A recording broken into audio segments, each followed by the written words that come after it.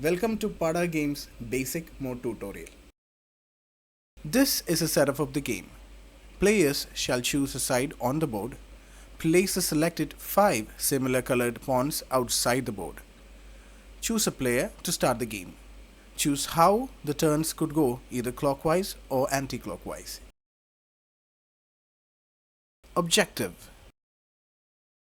The objective of the game is to reach the 4 red boxes in the middle of the board. This is called the Pada zone. The 5th fighter must remain on the battleground. After completing these 2 conditions, you may call strike.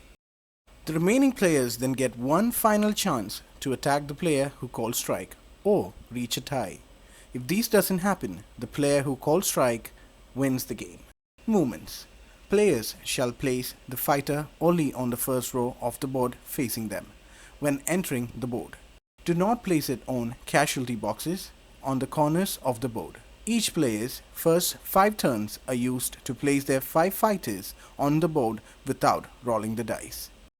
After this, each fighter can be moved 1 box vertically, horizontally, or diagonally. This can be up or down on a single turn.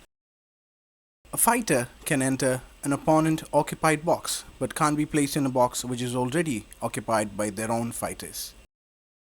Casualty. Each player's casualty is on the right end of their rows. No fighters shall be placed or moved into casualties while playing. Casualty is the box where the eliminated fighters are placed, which can return to the battleground with 2 turns. Turn 1. Place the fighter outside the board. Turn 2. Enter the battleground by placing it on the first row facing the player. Dices. We got attack, jump and defense dices. After the first 5 turns of placing the fighters, each player starts to roll the attack and jump dices together. The red one is the attack and the green one is jump. Both dices have 4 abilities each. Attack dice. Diagonal attack. Attack the first fighter in diagonal contact and move it to the targeted box. Orthogonal attack. Attack the first fighter in vertical or horizontal alignment and move it to the targeted box. Square attack. Move clockwise or anti-clockwise to attack the first fighter that comes into contact along the red line square formation you are on. 10 different square formations are available.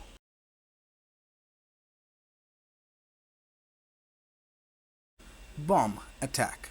The only attack that can be used on a fighter occupying your own space.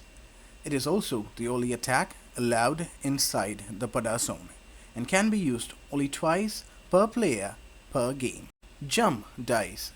Diagonal jump lets you jump your fighter 2 boxes diagonally. You can jump over other fighters. Orthogonal jump lets you jump 2 boxes orthogonally and you can jump over other players. Orthogonal teleport. Move your fighter orthogonally to the box at the end of the board. You cannot place your fighter on any boxes on the way, but if your opponent's fighter is on the path, place your fighter in that box. If your own fighter is on the path, place your teleporting fighter in the adjacent box. Diagonal teleport. Teleport diagonally to the end of the board. If an opponent's fighter is on the way, you should place it in that box. If it's your own fighter on the way, then place it on the adjacent box.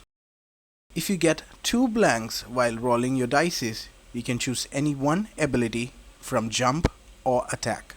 If you get 2 nil, then you get no abilities. If it's 1 nil and 1 blank, it also means there's no abilities. During a turn, roll both the attack and jump dices, then use the abilities on a selected fighter. You may make a single move ignoring all the abilities, or use attack ability if possible, use jump ability if useful, or combine abilities to attack and jump, or jump and attack. Abilities can only be applied on a particular fighter only. Let's see an example of how abilities can be combined. Here, when we roll the dices, we get an orthogonal jump and a diagonal attack. Here, I want to attack this fighter. I cannot attack it directly using diagonal attack. So, first I jump 2 boxes, and from that box I go diagonally to attack the fighter. That's how jump and attack works. Now let's see how attack and jump works. For example, if this fighter was actually here, I can directly attack this fighter. Then my opponent rolls the defense die to defend. But if he doesn't get the needed defense, he will be moved to the casualty, and later I can jump 2 boxes orthogonally from this box. Defense die. Here you can see the same symbol found on the attack die, but circled. When your fighter is attacked, you must roll the defense die. If you do not roll the same symbol as the attacker, your fighter is eliminated and placed in the casualty box. If you roll the same symbol as the attacker's fighter is eliminated and sent to their own casualty area.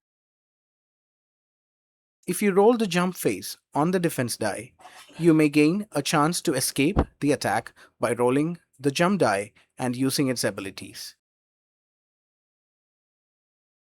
If you roll blank in the jump die, you may choose any one of the 4 abilities on the jump die. If you roll nil in the jump die, your fighter is eliminated and sent to the casualty. Pada zone.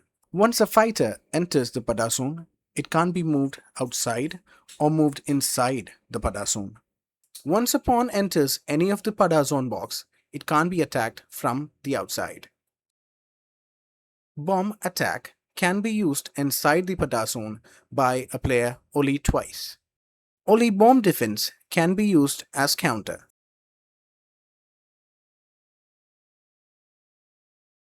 If more than 2 players are in the box and one of the player is applying the bomb attack, the rest of the players inside the same box gets affected. So each of them shall roll the defense dice, and the players who get the bomb defense will stay in the box. The attacker itself will be sent to casualty.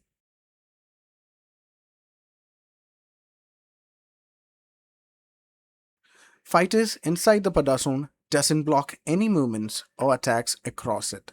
Here, the teleporting fighter is not blocked by the fighters inside the Pada zone. Therefore, the teleporting fighter cannot end up directly inside the Pada zone.